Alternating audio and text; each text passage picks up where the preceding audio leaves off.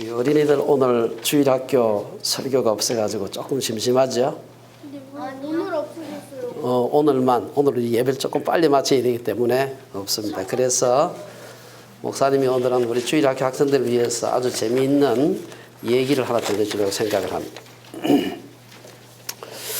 옛날에 이 배가 고픈 호랑이 한 마리가 해가 질 때쯤 돼가지고 어슬렁어슬렁 다니고 있었어요. 배가 굉장히 고팠어요.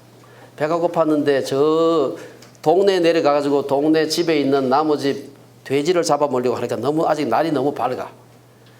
그래가지고 배는 고프고 뭐 잡아먹을 게 없나 하고 이렇게 어슬렁어슬렁 다니면서 해가 지려고 약간 어두컴어두컴한데 돌아다 보니까 뭐가 한 마리가 앞에서 쫓아가는 게 보였어요. 그래서 조그맣긴 하지만 지금 배가 워낙 고팠기 때문에 저놈에 따라 잡아먹어야 되겠다 싶어가지고 확 달려가서 잡아먹었어요. 입으로 꽉 깨물었어요. 깨물었는데 그게 뭐였겠어요? 아니야. 고슴도치였습니다. 여러분 고슴도치가 뭔지 아시죠? 네. 포큐파인, 그 고슴도치. 이 가시가 쫙쫙쫙쫙 나 있어가지고 꼭 밤송이처럼 생겼어요. 그렇죠? 네. 그래서 그거를 꽉 깨무니까 어떻게 됐겠어요? 다 찔려가지고 뭐 피가 철철 나고 그냥 입에 깨물자마자 아파가지고 그다 뱉어버렸어요. 아야 하고 뱉어버렸어요. 그래가지고 먹지도 못하고 피만 철철 흘리면서 자기 입에서 나는 피만 쫄쫄 빨아먹으면서 저쪽에 가가지고 큰 그 마침 옆에 큰 밤나무가 있어가지고 밤나무 밑에 가가지고 앉아가지고 처량하게 배는 고프고 자기 입에서 나는 피만 빨아먹고 있었어요. 한참 빨아먹고 있는데 밤나무 위에서 큼직한 밤송이 하나가 탁 떨어졌어요. 떨어져가지고 이 호랑이 머리에 탁 맞고는 튀어가지고 또르륵 굴러갔어요. 뭐 같이 생겼습니까? 예? 고슴도치처럼 생겼죠. 예. 그래가지고 이놈을 보니까 날씨는 좀 끔끔하고 고슴도치인지 밤송인지 알 수가 없어. 탁 때리고 난 뒤에 쭈루룩 굴러서 조가 딱 섰거든요. 그래가지고 이 호랑이가 어떻게 됐어요? 깜짝 놀랐죠. 또 고슴도치인 줄 알고. 그래가지고 그걸 보고 어떻게 했겠어요? 도망쳤어요. 도망치지 않고 도망치면 따라올 테니까 그 다음에 쫓아가가지고 넙적 엎드려서 선생님 다시는 안 잡아먹을 테니까 나 이제 용서해 주세요. 다시는 안 잡아먹을 테니까. 그래 빌었다고 합니다. 예.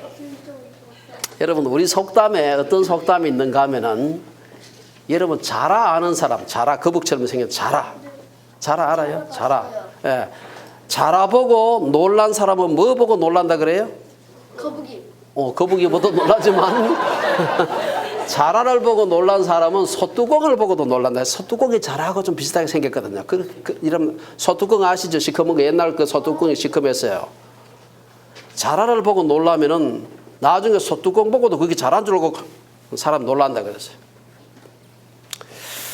그래서 우리가 이 세상에 살아가면서 한번 놀라거나 아주 그냥 공포를 경험하게 되면은 다음에는 그 비슷한 상황만 돼도 사람이 겁을 팍 먹고서 과도하게 요새 과민 반응을 하게 되는 것입니다. 오늘 제가 왜 이 말씀을 드리는가 하면은 이스라엘 백성들이 꼭 그 비슷한 경험을 했기 때문에 제가 이 말씀을 드리는 거예요. 오늘 이 그 본문의 배경을 제가 좀 설명을 할 텐데 오늘 본문을 한번 좀 1장, 2장 우리 공부를 했지만 여러분들도 많이 잊어버렸을 겁니다. 그래서 한번 복습을 좀 하도록 그렇게 하겠습니다. 이스라엘 백성들이 이제 출애굽을 했어요. 애굽에서 하나님의 큰 역사를 통해 가지고 출애굽을 했습니다. 그리고 홍해를 또 갈라가지고 건넜어요. 이래가지고 이제 한 2년 가까이 지나가지고 가데스 바네아라는 데 도착을 했습니다. 그리고 모세는 이제 앞에 놓인 이 땅, 저 북쪽으로 보이는 가나안 땅은 하나님께서 우리 조상 아브라함에게 약속하신 땅이다 하고는 오늘 신명기 1장에 보면은 너희 조상의 하나님 여호와께서 너희에게 이르신 대로 올라가서 차지하라, 두려워하지 말라, 주저하지 말라 그렇게 했습니다. 근데 하나님께서 두려워하지 말라고 했는데 전쟁하려고 보니까 두렵거든. 하나님께서 주셨다고 했지만 두려웠습니다. 그래가지고 모세한테 나아가서 그 다음 신명기 1장 22절에 보면은 우리가 사람을 우리보다 먼저 보내어 우리를 위하여 그 땅을 정탐하고 어느 길로 올라가야 할 것과 어느 성읍으로 들어가야 할 것을 우리에게 알리게 합시다. 모세가 들어보면 뭐 그럴 것 같아. 전쟁하는데 정탐도 안 해보고 전쟁을 할 수 있나. 이래가지고 12명을 보냈다가 그 중에 10명이 와가지고 아주 비관적인 보고를 했습니다. 가만 전쟁 하나마나 진다. 그 사람들은 뭐가 얼마나 큰지 우리 메뚜기 같더라. 뭐 전쟁하기도 전에 졌습니다 벌써. 이래가지고 그런데 이제 하나님께서 노했죠. 이놈들이 그렇게 내가 주겠다고 약속했는데 그것도 믿지 못하는구나. 이래가지고 하나님께서 벌을 내리겠다 하니까 이 사람들이 겁이 바짝 나. 아하, 우리가 잘못했구나 싶어가지고 지금 이따라 쳐들어가자 하고 막 쳐들어갔다가 대패를 했습니다. 대패. 예? 나무 깎는 대패 말고 이 크게 패했다 이 말이에요. 크게 패했다. 이래가지고 사람들 마음속에 뭐가 생겼느냐. 이걸 좀 어려운 말로 마음에 상처가 생겼어. 내상이 생겼어요. 내적인 상처가. 이야, 이거 전쟁했다가 이렇게 된통 맞는구나. 마치 호랑이가 고슴도치 깨무는 것처럼. 이야, 이렇게 전쟁이라는 게 무섭구나. 그렇게 전쟁의 겁을 팍 먹었는데 이 백성을 지금부터 저 가나안 접경을 넘어가지고 그 안에 살고 있는 7 족속들하고 전쟁하게 해가지고 가나안 땅을 차지할 수 있겠나. 전쟁을 해봐도 안 되는 겁니다. 마음에 상처가 생겼어요. 그래가지고 하나님께서 뭐라고 했습니까? 2장 1절에 보면 하나님은 그들을 홍해길로 광야에 들어가서 여러 날 동안 세일산을 두루 다니게 했다. 하나님께서 여러 날 하면 이건 여러 날이 한두 주가 아니에요. 이거는 38년을 광야에서 헤매게 만들었습니다. 그리고 38년의 세월을 지나면서 그 내적인 상처, 아모리 족속 마음대로 쳐들어갔다가 된통 당했던 그 고슴도치 꽉 깨물었던 그 내적인 상처가 아물고 난 뒤에 드디어 2장 3절에 보면은 이스라엘의 백성들에게 하나님께서 뭐라고 얘기합니까? 돌이켜 북으로 올라가라. 북으로 올라가야 가나안으로 들어가거든요. 그때까지 거기서 뺑뺑이만 돌았어요. DT에서 한 거죠, 이제. 제자 훈련을 한 겁니다. 하다가 하나님께서 38년 지나니까, 아하, 이제 그때 아모리 족속에게 된통 당했던 오소리 깨물었던, 아니, 오소리가 아니지.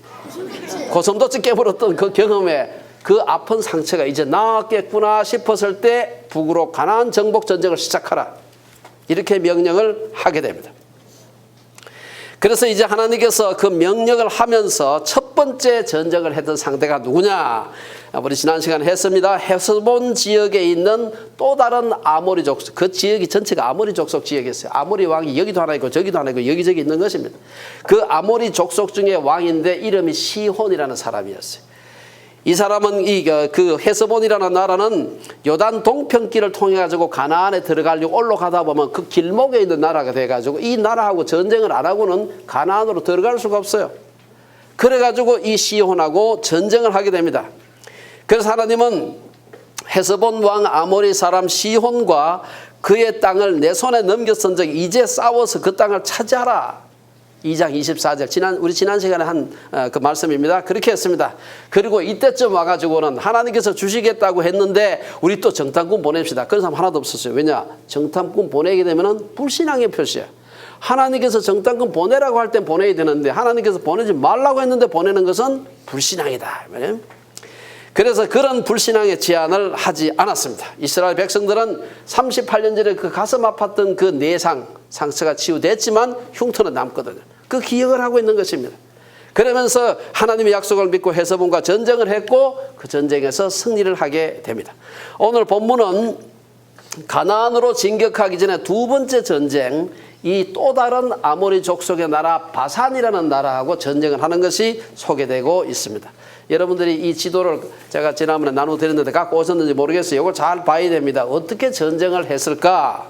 여기 보면은 바산과 전쟁을 소개하고 있는데 이 바산이라는 나라는 여러분 가만히 보면은 여러분들 거기 그 바산이라는 나라 보입니까? 바산이라는 나라 옆에 왼쪽에 보면은 좀 하늘색으로 표시되어 있는데 이것은 갈릴리 호수입니다. 이 갈릴리 호수로부터 시작해서 저 위쪽으로 그 위에 가게 되면 헬몬산이라고, 요 아쉽게도 우리 지도에 표시가 안 돼 있어요. 그 위에 가면 헬몬산이 있어요. 헬몬산부터 시작해서 이 밑에 여러분들이 보면 길르앗이라는 데가 있습니다. 그 길르앗 동네 거기까지가 이 바산이라는 나라, 굉장히 큰 나라입니다. 이 나라하고 전쟁을 하라, 이렇게 지금 하나님께서 말씀을 하시는 것입니다. 이 바산은 북쪽으로는 헬몬산이 있고 남쪽으로는 갈릴리 호수에 이르는 오늘날로 말하면 골란 고원에 해당하는 것이 바로 그 동네 이 바산이라는 나라입니다. 이 골란 지역은 뭐예요? 골란 고원은 지금도 아주 그 굉장히 그 전운이 감도는 그런 데입니다. 1967년에 이스라엘이 그 유명한 6.1 전쟁을 통해 가지고 골란 고원의 3분의 2를 차지했어요. 그래고는 가자 지구도 니들끼리 알아서 해라. 자치지구로 떨어져 줬어요. 시내산 반도, 시나이 반도도 차지했지만 이집트한테 돌려줬습니다. 그런데 골란 고원은 안 돌려줘요. 1967년에 땅 3분의 2 빼앗고는 딱 철책해놔놓고는 절대로 안 돌려줍니다. 왜 안 돌려줍니까? 거기가 기가 막힌 군사 요새지입니다. 평균 해발 고도가 1000m. 거기에 총 넓이가 한 1800제곱킬로미터 정도 되니까 엄청나게 큰 땅입니다. 아주 군사적으로 기가 막힌 요충지이기 때문에 그 동네를, 그 나라를 쳐들어가는 것이 보통 어려운 일이 아니에요. 여러분께서 여기 보시면은 바산이라는 나라가 있고, 그 밑에 야르묵 강이라는 강이 있고, 그 바로 밑에 에드레이라고 하는 그 도시가, 동네가 있는 걸 볼 수가 있습니다. 그래서 가만히 보게 되면은 이스라엘 백성들의 가나안 들어가는 정복 전쟁하는 루트, 빨간색으로 표시한 루트를 보게 되면 사실은 이스라엘 백성들이 가나안 정복을 하기 위해서 가는 루트 그 길목에 있는 나라가 아닙니다. 헤스본은 길목에 있어가지고 전쟁을 안 할 수가 없었지만 사실은 이 바산은 그 위쪽에 있는 나라예요. 그런데 이 나라를 가만두고 뒤에 두고 요단강을 건너가지고 서쪽으로 진격해서 가나안 정복 전쟁을 하게 되면은 큰 적을 뒤에 두고 전쟁을 하는 겁니다. 이렇게 했다간 도저히 불안해서 가나안 정복 전쟁을 할 수가 없다. 그래서 가나안 정복 전쟁 본격적으로 시작하기 전에 이 바산과 헤스본을 반드시 전쟁에서 이겨야 된다. 이래가지고 오늘 이제 마지막 가나안으로 들어가기 전에 마지막 전쟁을 오늘 하는 것을 소개하고 있습니다. 자, 그러면 우리가 이 헤스본 전쟁으로 인한 교훈이 뭔가 하는 것을 오늘 좀 살펴보도록 하겠습니다. 여러분, 이스라엘 백성들이 한두 사람도 아니고 몇백만 명이 지금 이 메뚜기처럼 이동을 하는 것입니다. 그리고 이미 저쪽에서 헤스본 왕을 갖다가 쳐서 이겼다고 하는 소문이 바산 왕의 귀에 들어갔겠습니까? 안 들어갔겠습니까? 들어갔겠죠. 그러면 앉아서 날 잡아 죽여라 그러고 가만히 앉아 있겠어요? 그렇지 않죠. 이 사람들도 이스라엘이 쳐들어온다는 소리를 들으니까 어떻게든 저걸 막아야 되겠다 싶어가지고 단단히 준비를 하지 않았겠습니까? 그래가지고 이 바산의 왕 옥이라는 사람이 자기의 모든 군대를 거느리고 기다리지 않았어요. 아예 이스라엘이 오는 저 밑에 그 에드레이라고 하는 여러분 동네가 보이죠? 에드레이는 사실은 바산 왕 중심으로부터 한참 남쪽 경계에 있는 도시입니다. 거기까지 자기 모든 군대를 데리고 와서 적극적으로 이스라엘을 치러 왔어요, 사실. 그래서 이 에드레이에서 대전쟁을 하게 된 것을 볼 수가 있습니다. 이때도 하나님은 이스라엘 백성들에게 오늘 2절을 보면은 2절에 뭐라고 합니까? 그를 두려워하지 말라. 내가 그와 그의 모든 백성과 그의 땅을 내 손에 넘겼으니 내가 헤스본에 거주하던 아모리 족속의 왕 시혼에게 행한 것 같이 그에게도 행할 것이니라. 이미 시혼과의 전쟁에서 승리를 한 이스라엘 군대는 사기충천해가지고 파죽지세로 몰려가서 바산왕 옥의 군대를 격파하게 됩니다. 3절에 보면은 여호와 하나님의 말씀대로 바산의 군대들을 쳐서 한 사람도 남기지 아니하였고, 그리고 4절에 보면 그들에게서 빼앗지 아니한 성읍이 하나도 없이 다 뺏었다. 그 넓은 땅, 헤스본보다도 훨씬 더 강한 나라가 바산이었습니다. 바산을 갖다가 완전히 파수어 버렸어요. 다 이겼어요. 하나도 빠짐없이 성체가 하늘에 닿는 그런 거대한 성을 가진 그런 동네를 60개나 빼앗았다. 그리고 모든 가축과 그 성읍들에서 탈취한 것은 이스라엘의 소유로 삼았다. 이렇게 되어 있습니다. 오늘 이 본문에서 우리가 좀 살펴봐야 될 중요한 말씀이 있는데 2절에 보면은 헤스본에 거주하던 아모리 족속의 왕 시혼에게 행한 것 같이 그에게도, 그가 누굽니까? 바산 왕 옥입니다. 그에게도 행할 것이니라. 6절에 보면은 또 비슷한 말이 나와. 헤스본 왕 시혼에게 행한 것 같이 그 성읍들을 멸망시키되. 여러분, 2절의 말씀은 시혼에게 행한 것 같이 바산 왕 옥에게도 그리하라는 하나님의 명령이고, 6절은 그 명령을 따라 이스라엘 군대가 실제로 바산의 성읍들을 멸망시킨 것을 기록하고 있습니다. 오늘 이 말씀은 우리들에게 도대체 믿음이라는 게 뭐냐 하는 것을 우리에게 진지하게 얘기해 주고 있습니다. 믿음이란 하나님의 말씀에 순종하고 그렇게 순종함으로써 승리한 삶의 경험이 쌓이면서 믿음이 자라가는 것입니다. 많은 사람들이 이적을 보면 믿음이 생길 거라고 생각하지만 그렇지 않습니다. 여러분이 출애굽하면서 이스라엘 백성들이 얼마나 많은 기적을 경험했습니까? 우린 그중에 한 개도 구경 못하는데 그 사람들은 출애굽할 때만 10가지를 구경을 하고, 구경만 했습니까? 자기들도 경험도 했죠? 홍해 가르는 거, 여러분 영화에서나 봤죠? 홍해 가르는 거 봤습니까? 못 봤죠? 아니 동네 시내 갈라지는 것도 못 봤죠 우리는. 그런데 그 거대한 홍해가 갈라지는 것을 보았습니다. 뿐만 아니라 오면서 여러분 그 시내산에서 그 기가 막힌 장관, 그 르비딤에서 아말렉하고 싸움 오면서 뭐 여러분 메추라기 여러분 메추라기 얼마나 맛있는지 모르죠? 메추라기 고기 굉장히 맛있습니다. 그거 먹었지, 만나 먹었지. 만나가 하도 맛있었기 때문에 곳곳에 가면 제가 전 베이커리 이름 중에 만나 베이커리가 아주 많습니다. 그래서 워낙 맛있었기 때문에 그걸 38년 동안 먹었어요. 자기가 일해서 먹었나요? 하나님께서 그냥 주셨어요. 그냥 이슬 내리듯이 날마다 아침마다. 이것을 38년 동안 경험하고도 하나님 못 믿었어요.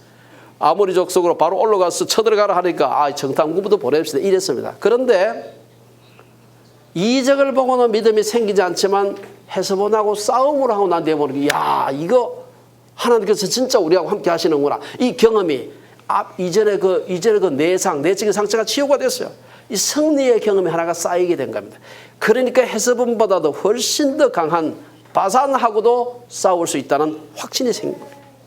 하나님께서 우리와 함께 하신다는 그 놀라운 확신을 가지게 된 것입니다. 우리 주변에 가끔 나이가 좀 든 분들 중에서 나도 젊을 때는 믿음이 좋았어. 나도 처녀 때 교회 잘 다녔다고 하는 사람이 지금 안 나간다는 얘기죠. 그렇죠? 예. 이 말은 아마 한때 자신도 종교적인 열심이 있었다, 그런 의미에서 맞는 말이라고 할 수 있지만 믿음의 본질과는 아무런 관련이 없는 것입니다. 믿음은 종교적인 활동이나 의식에 자주 참여하는 것이 믿음의 표시가 아니라 믿음으로 승리한 실제적인 경험이 누적되어서 믿음이 자라는 것입니다. 하나님께서 그때 이렇게 나와 함께 하셨구나. 이 경험이 있을 때 그 다음 어려운 일 만나도 이번에도 그러시겠지. 시혼에게 행한 것 같이 이번에도 바산왕 옥에게도 그래 하겠지. 이렇게 하면서 믿음의 담력이 생기고 믿음이 자라는 것입니다. 그렇게 해서 조금씩 자란 믿음은 더 큰 믿음의 모험을 하게 만들고 그 믿음의 모험을 통과하게 되면 더 큰 믿음의 모험을 할 수 있는 담력이 생기는 것입니다. 여러분 우리 믿음의 선배들 그 대단한 무용담이 얼마나 많습니까? 여러분 교회사 읽어보면 그런 얘기가 굉장히 많은데 그 얘기가 한 번만에 그냥 예수 믿자마자 막 생긴 게 아니에요. 많은 실패하면서 이렇게 하면 실패하는구나. 이렇게 하면 하나님께 순종하는 거구나. 이 경험들이 쌓이면서 점점 더 큰 모험을 하게 되는 것입니다. 처음에는 여기서 조그만 개울도 못 뛰어넘는 그 믿음 가지고 있다가 나중에는 절벽에서 뛰어내릴 수 있는 그런 믿음까지 생기는 것입니다. 출애굽한 이스라엘 백성들은 가나안으로 들어가기 전 요단 동편에 머무는 동안 몇 차례 이방 민족들과 전쟁을 하게 되는데 첫 번째는 이 헤스본에 있는 아모리 족속과 했고 오늘 본문에서는 바산 족속과 전쟁을 하게 됩니다. 헤스본도 이겼죠. 헤스본은 조금 덜한 것 같아. 근데 바산은 진짜 크고 강한 나라인데 이걸 이겼어. 그러니까 이스라엘 백성들이 자신이 생겨 이제는 요단강 건너가지고 가나안 정복전쟁 시작해도 거기에 있는 7족속 다 이기겠다 하는 이 확신이 생겨. 하나님께서 함께 하시는구나. 이 확신을 가지게 된 겁니다. 민족적인 확신이 생긴 것입니다. 그래서 이제 바산과의 전쟁을 교훈으로 삼아 가나안 정복전쟁을 이제 그 다음 시작하는 걸 볼 수가 있습니다. 여러분 바산 전쟁의 교훈을 우리가 좀 생각할 필요가 있습니다. 여러분 바산 나라가 어떤 나라인가? 오늘 성경에 보면은 의도적으로 상당히 여러 군데 반복하면서 바산이 굉장히 강한 나라였다 하는 것을 자꾸 얘기를 하고 있어요. 몇 가지 한번 살펴보겠습니다. 우선 첫째는 바산은 많은 성읍과 인구를 가진 나라다. 여러분 4절에 보면은 이스라엘이 빼앗은 바산의 성읍이 몇 개? 60개. 60개만 있는 게 아니에요. 그건 성체가 쌓여져서 제대로 성처럼 되어 있는 것만 60개고 성체가 없는 그러한 마을들도 무지하게 많았다. 성경이 그렇게 기록하고 있습니다. 여러분 실제로 이 지도를 보게 되면은 지금까지 정복했던 어떤 나라보다도 바산은 크고 강대한 나라였습니다. 성읍의 숫자를 구체적으로 60개라고 기록한 걸 보게 되면은 다른 어떤 그전에 정복했던 나라들도 60개가 안 됐다는 얘기입니다. 그렇지 않겠습니까? 현대전에서는 군대의 숫자보다도 화력이 얼마나 강한지, 얼마나 첨단 무기를 가지고 있는지, 그게 전쟁을 할 수 있는 능력인데, 옛날에는 이 가나안 정복 전쟁을 할 때는 사람 숫자가 전력입니다. 얼마나 힘이 센가. 성을 얼마나 대단한 성을 쌓았느냐 하는 것이 그 나라의 힘이에요. 그런데 성이 높은 이 성벽을 가진 성읍이 60개나 되는데 60개나 돼서 이 성에 사람이 한 사람씩만 살겠습니까? 얼마나 많이 살겠어요? 사람도 엄청나게 많은 것입니다. 이런 성을 60개나 가지고 있는 바산이 이스라엘한테 진 것입니다. 또한 바산은 많은 성읍과 인구만 가진 나라가 아니었습니다. 정확한 그 경계는 좀 불분명하지만 오늘 성경에 보면 바산은 요단 동편 이 야르묵강을 여러분 야르묵강이 거기 있습니다. 야르묵강 한번 보세요. 거기 보면은 그 갈릴리 호수가 있고 바로 오른쪽에 야르묵강하고 조그만 글씨로 되어 있습니다. 이 야르묵강을 경계로 해가지고 길르앗 북쪽에 비옥한 땅이었습니다. 여러분 바산이라는 그 지역 이름 자체 뜻이 비옥하다 그런 뜻입니다. 비옥하다는 것은 곡식만 많이 나온다는 의미가 아니에요. 거기에 사는 사람들은 굉장히 세고 왜냐? 곡식 많이 저축해놨으니까. 그렇죠? 군량미가 많은 겁니다. 전쟁해도 얼마든지 견딜 수 있는 것입니다. 땅이 비옥하다 이 말은 그 나라가 강대한 나라라는 뜻입니다. 바산. 그래서 우리가 이러한 그 대단한 많은 성읍을 가지고 있고 튼튼한 성벽을 가지고 있고 그 많은 인구가 있고 비옥한 땅 전략적 요충지를 가진 바산을 정복했다. 이것은 이스라엘 민족이 이제는 앞으로는 어떠한 적도 두렵지 않다라고 하는 믿음의 담력을 갖기에 충분했다. 두 번째, 바산이 어떤 나라냐? 바산은 높은 성벽과 문과 빗장이 있어서 견고한 성읍들을 가진 나라였습니다. 5절에 보면은 앞에서 언급한 것처럼 바산의 60개 성읍은 모두 성읍이 높은 성벽으로 둘러싸여 있고 문과 빗장이 견고했다. 그리고 60여 개의 견고한 성읍 외에도 성벽 없는 고을이 성경에 보면 심히 많았다. 10개 같으면 10개라고 써놨겠죠. 근데 하도 많아서 헤아리기가 좀 힘들어가지고 그냥 심히 많았다. 그리고 안 쓴 겁니다. 60개가 정도가 아니겠지. 100개도 넘었을지 모릅니다. 어쨌든 간에 여러분들이 그 하나의 성을 정복하는 것도 쉽지 않아요. 왜? 성벽이 그렇게 높은데 그 성벽 타넘어 들어가지고 이기려면 얼마나 힘들겠습니까? 여러분 사극 봤어요? 그 성을 공격할 때는 성을 공격하는 사람이 성 안에 있는 사람보다도 훨씬 더 힘이 세도 성을 공격해서 이기기 어렵습니다. 왜? 성 안에 있는 사람은 숨어가지고 총 쏘고 있고 화살 쏘고 있고 바깥에 있는 사람은 드러내놓고 있는데 싸움해가 똑같은 전력 가지고는 안 되겠죠. 그렇죠? 예. 어쨌든 성 안에 있는 군대와 성 밖에 있는 군대가 전쟁을 하게 되면은 성 밖에 있는 군대가 훨씬 더 강해야 승산이 있습니다. 같은 전력일 때는 절대로 성을 함락시킬 수가 없는 것입니다. 그런데 이스라엘 백성들은 견고한 성읍 60개를 함락시키고 바산을 정복했습니다. 본문이 바산의 성읍들을 놓고서 바산의 성읍들이 높고 성벽이 높고 올라가기 힘들다는 말입니다. 높고 문과 빗장이 튼튼했다 이렇게 하고 문과 빗장이 튼튼했다는 말은 결국은 못 올라가게 되면 성문 부수고 들어가 있는 성문을 못 부순다. 어지간해서 못 부순다.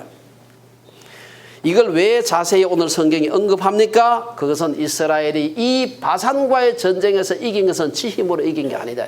하나님께서 함께 하셨기 때문에 이긴 것이지 자기 힘으로는 도저히 이길 수 없는 전쟁을 이겼다는 것입니다. 그러니 다음에도 강한 적이 오거든 너무 염려하지 말라. 너희들이 싸우긴 하지만 결국은 하나님께서 이기게 하신다. 셋째, 바산왕 옥이 어떤 사람이냐? 이 사람은 성경에 보면 마지막 남은 거인족 르비딤의 후손이라 딱 나와 있어요. 아말렉 족속입니다. 미안합니다. 골리앗의 그 족속이었던 아낙 자손의 후예였습니다. 11절에 보면은 오늘 지금 마지막 절입니다. 11절에 보면 오기, 바산왕 오기 르바임인이라고 말하는데 이 족속은 거인족 아낙 자손들의 후손입니다. 이게 왜 옥이 얼마나 크냐? 11절에 보면은 옥이 사용한, 옥이 여자가 아닙니다. 이 남자입니다. 이 옥이 사용한 침대를 보면은 얼마나 침대가 큰지 오늘 본문에 보면은 옥이 사용한 침대 길이가 9큐빗이었다. 9큐빗. 9큐빗, 1큐빗은 약 45cm, 9큐빗은 약 4m입니다. 여러분 집에서 쓰는 어린이 침대 말고 엄마 아빠 침대가 길이가 얼마나 되는지 아세요? 약 2.1m가 표준입니다. 7 feet. 2.1m. 이게 표준이에요. 아주 키 큰 사람은 다시 맞춰야 됩니다. 보통 어른들 침대가 2.1m밖에 안 되는데 바산왕 옹이 사용하던 건 4m였어요. 뭐 침대 위에서 운동했겠어요? 네. 잠만 잤는데도 불구하고 4m나 되대. 이 사람이 얼마나 키가 컸으면 그렇게 큰 침대를 썼을까? 네. 넓이가 1.8m. 이 부부 침대 아닙니다. 혼자 자는 침대예요. 1.8m 4큐빗이나 됐다. 침대가 왜 컸겠습니까? 덩치가 크니까. 그리고 덩치가 크다는 말은 힘이 세다는 말이에요. 옛날에는 완력으로 싸우던 시대에는 힘이 세야 되고 힘이 세려면 덩치가 커야 돼. 덩치 조그만 사람이 작은 고추가 맵다 하지만 절대로 전쟁에서 이기지 못한다 이 말. 여러분 다윗과 골리앗의 싸움에서 보듯이 당시 전투력이라고 하는 것은 지도자의 전투력하고 직결돼. 지도자가 힘이 세야 돼. 그래서 가서 그냥 적의 기세를 팍 제압을 해야 나머지 군사들이 그냥 와 가서 이기지. 지도자가 비실비실하고 뭐 이러면 절대로 전쟁에서 못 이긴다. 바산왕 옥은 침대만 큰 것이 아니었습니다. 여러분 그의 덩치가 워낙 컸기 때문에 11절에 보면 그의 침상은 철 침상이라. 철, 아이언 베드야. 철로 만들어서 나무로 만들면 부서져. 여기서 철 침대를 사용했다는 것은 중요합니다. 이게 오늘 제가 가만히 보니까 연대를 가만히 보니까 이때가 BC 15세기거든요. 이게 1450년 전입니다. 이때는요. 팔레스타인 지역의 소수의 사람들만 철기를 사용하던 시대입니다. 이스라엘 백성들이 철기를 사용하기 시작한 것은 다윗 왕 때입니다. 다윗 왕은 BC 1050년에서 한 1000년 그 사이입니다. 이스라엘 백성들은 아직 철기를 사용하지도 못해. 철기를 사용해야 전쟁에서 이깁니다. 청동기 같은 거 가지고는 그런 청동기 칼 가지고 절대로 못 이겨요. 철기 가진 사람 못 이깁니다. 그래서 전 세계에서 철기 제일 먼저 사용한 민족 헷 족속, 우리 성경의 히타이트 족속입니다. 그런데 이미 이 바산 왕은 침대가 철로 되어 있어서 뭐냐? 철기 문화에 들어선 민족이라. 무슨 얘기입니까? 무기와 뭐 여러 가지 것들이 굉장히 튼튼한 민족이었다. 이러한 그 바산에 대한 여러 가지 강한 바산의 모습을 소개하는 이유가 뭐냐? 니네들의 힘으로는 이길 수 없는데 하나님께서 함께 하심으로 이겼다는 것을 강조하려고 이 얘기를 이렇게 많이 하는 것입니다. 바산은 강대한 나라였기 때문에 바산왕 옥은 자기들이 이스라엘을 이길 것이라고 확신했어. 왜? 지네들이 이제 헤스본을 이겼을지 모르지만 이 우리 바산은 절대로 이기지 못한다 하고 선제 공격을 하겠다고 저 북쪽에서부터 밑으로 내려와서 자기 그 남쪽 경계에 있는 에드레이라고 하는 그 동네까지 온 군대를 다 데리고 와서 이스라엘을 공격을 한 것입니다. 하지만 하나님은 그들을 이스라엘의 손에 넘겨주셨고 바산은 멸망했습니다. 바산과 헤스본의 전쟁을 통해서 이제 이스라엘 백성들은 그까지 거인족들도 겁날 것 없다. 확신이 믿음이 생긴 것입니다. 이제 그들은 요단을 건너서 본격적인 가나안 정복 전쟁을 하더라도 충분히 감당할 수 있을 정도로 믿음과 담력이 자랐다. 결론적으로 한두 가지 말씀드리고 마치겠습니다. 하나님은 이스라엘 백성들을 약속의 땅에 합당한 혹은 그 땅을 차지할 수 있는 강인한 백성으로 만들기 위해서 수십 년의 광야 훈련과 더불어서 여러 차례의 전쟁을 경험하게 하십니다. 특히 오늘 본문에서 보여주는 바산 왕 옥과의 전쟁은 객관적 전력으로 미루어서 이스라엘이 이길 수 없는 그런 나라였습니다. 하지만 그들은 하나님이 이스라엘을 위해 싸우실 거라는 믿음을 가지고 진군에서 승리하게 됩니다. 오늘 이 강대국 바산과의 전쟁은 우리에게 아주 중요한 두 가지 교훈을 하고 있는데, 첫째, 전쟁은 하나님께 속한 것이다. 전쟁이 일어나기 전에 전쟁을 대비하는 것은 당연하지만 아무리 대비를 잘해도 우리는 전쟁의 승패가 하나님께 달려있다는 것을 기억을 해야 됩니다. 중무장한 거인 골리앗을 대적하면서 다윗은 담대하게 블레셋 군대를 향해서 한 말이 있습니다. 여호와의 구원하심이 칼과 창에 있지 아니함을 이 무리에게 알게 하리라. 전쟁은 여호와께 속한 것인즉. 누구에게 속했어요? 전쟁은 여호와께 속한 것인즉 그가 너희를 우리 손에 넘기시리라. 사무엘상 17장에서 그렇게 외쳤습니다. 어디 전쟁만 여호와께 속했습니까? 하나님은 천지를 만드신 분이기 때문에 천지의 주인이시고 나라도 땅도 부도 그분의 마음대로 나누어 주시는 분입니다. 그래서 학개 선지자는 학개서 2장 8절에서 은도 내 것이요 금도 내 것이니라. 욥은 말하기를 내가 못해서 알몸으로 나와 싸운즉 또한 알몸이 그리로 돌아가올지라. 주시니도 여호와시요 거두시니도 여호와시오니 여호와의 이름이 찬송을 받으실지니이다. 시편 기자는 여호와께서 성을 세우지 아니하시면 세우는 자의 수고가 헛되며 여호와께서 성을 지키지 아니하시면 파수꾼의 깨어 있으며 파수꾼의 경성함이 허사로다. 어차피 우리는 이 세상에 가지고 나온 것이 없기 때문에 우리가 가진 모든 것은 우리의 것이 아니라 하나님의 것입니다. 전쟁에 이겨도 하나님께서 이기게 하시는 것입니다. 둘째, 마지막으로 우리의 믿음은 하나님과 동행하는 삶을 통해서 자라간다는 것입니다. 이스라엘 백성들도 바산과 전쟁을 하면서 하나님께서 시혼에게 행한 것 같이, 저는 이 말이 그렇게 마음에 와닿더라고요. 시혼에게 행한 것 같이. 여러분의 시혼은 뭔지 모르겠어요. 이전에 내가 그 어려운 시절에 있었을 그때 하나님께서 함께 하신 것처럼 지금 내 앞에 있는 이 문제도 하나님께서 해결해 주실 것이다. 시혼에게 행한 것 같이 이 일도 하나님께서 이게 믿음이요, 이게 자라가는 것입니다. 이스라엘은 헤스본보다 더 강한 바산과의 전쟁을 통해서 더욱 하나님을 신뢰하게 되었습니다. 이스라엘은 헤스본과의 전쟁에서 승리함으로 바산을 대적할 수 있는 믿음이 생겼고 바산과의 전쟁에서 승리함으로 가나안 정복 전쟁을 할 수 있는 담력과 믿음을 가질 수 있게 된 것입니다. 우리가 인생을 살아가면서 직면하는 어려움들, 인생의 거친 풍랑을 통해서 천국에 대한 더 분명한 소망이 생기고 그 소망 가운데 살아가는 우리 성도님들 되시기를 주의 이름으로 축원합니다. 기도하겠습니다.